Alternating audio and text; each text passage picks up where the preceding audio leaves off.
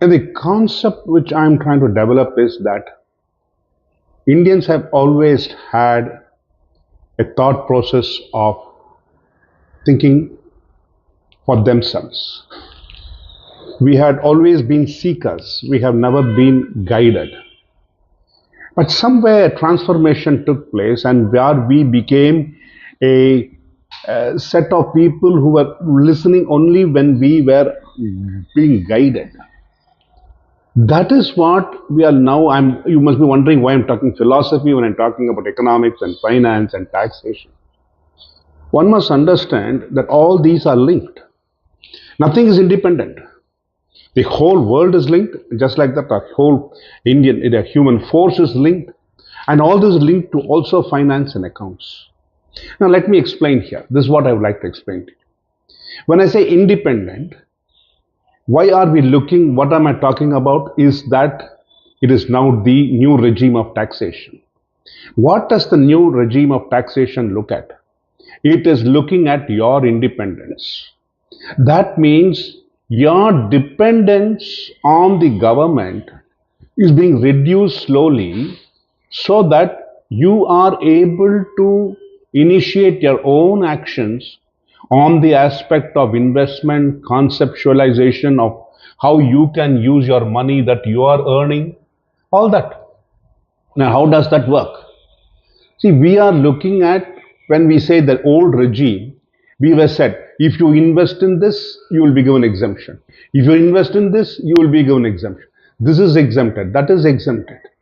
And what that has led to, it has led to a position where you are investing in those products only because you want to save taxation.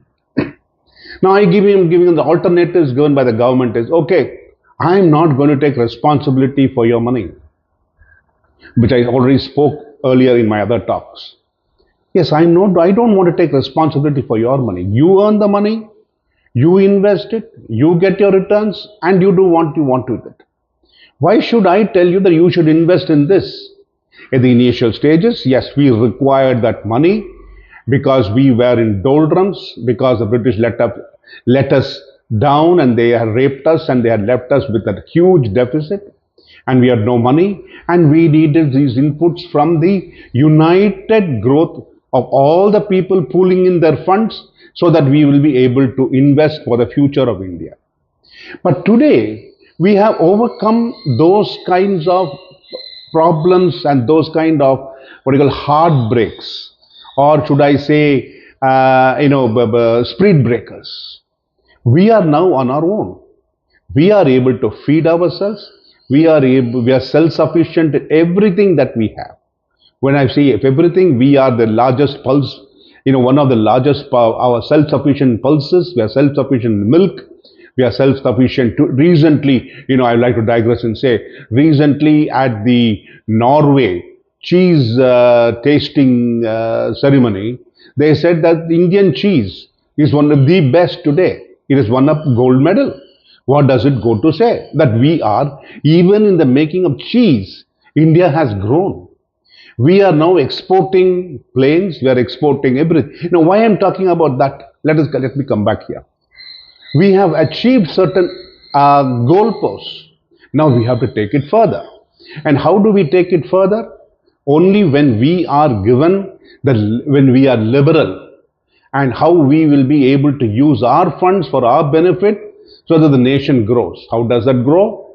When you spend on something which you like to spend on, which you are not forced to save for the purpose of taxation, it is available with you, that money is another source of money for some other person.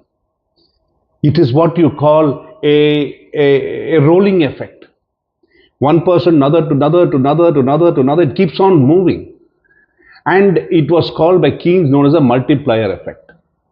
And what is a multiplier effect? You give an injection, and that medicine travels throughout the body, and it goes and attacks where the infection is. In the same manner, today, when we pump in the money, it is going round, and it is also going to come back to you. How, in the what form?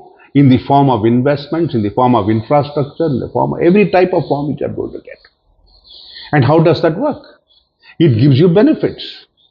Now, if you keep on saving in all those savings which was encouraged by the earlier regime, those funds are not available for your spending. Why I am concentrating on that? Because of the reason it is your hard-earned money. And now when there's a reduction in the taxes available for you, I'm sure that money will be available for your expenditure and your family expenditure, which I've already told in my previous talks. I'm continuing on the same topic because it has become a hot subject today. The Employees Provident Fund, for example. Everybody wants to go back to the old regime. Now, what was the old regime? The Employee Provident Fund was managed by a group of people, the government people, and they give you a fixed return, etc. Now, did that benefit anybody? You saved for 40 years during your job, and after you got that money was huge. But when you compare it with the investments, if you had made it differently, it would be something different. For example, you have invested in a share in, I would say, Apollo Hospitals. Today, the share value is nearly 5,000 rupees. Now, suppose you invested 10,000, 1 lakh in a share at that time, 1 lakh in 1,000 shares at that time, or 10,000 shares for 1 lakh. Today, you can imagine the 2 rupee share today. That means the number of shares is 5 times. The value today of a 10 rupees is today 500 times.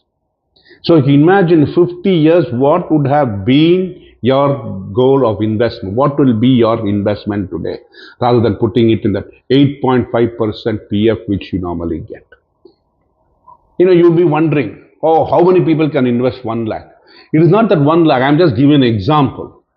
If you had invested 10 rupees, see, if you had put it in the convertible debentures of, say, Reliance Industries, today what is the value of Reliance Industries share? 1 share. Those convertible bonds are available for you. But we didn't do that. We just invested in the PF because the government is saying we are getting 8.5%, I'm safe. And then at the age after 40, when you are 60, 65 years old, when you require a lot of money for education of your children, wedding of your daughter, wedding of your son, education of your son, running your family when you don't have any other source of income, can conceptualize. I'm not blaming the old system, I'm not praising the new system, I'm just giving you an idea. Conceptualize. I'll talk to you in the next video. Thank you.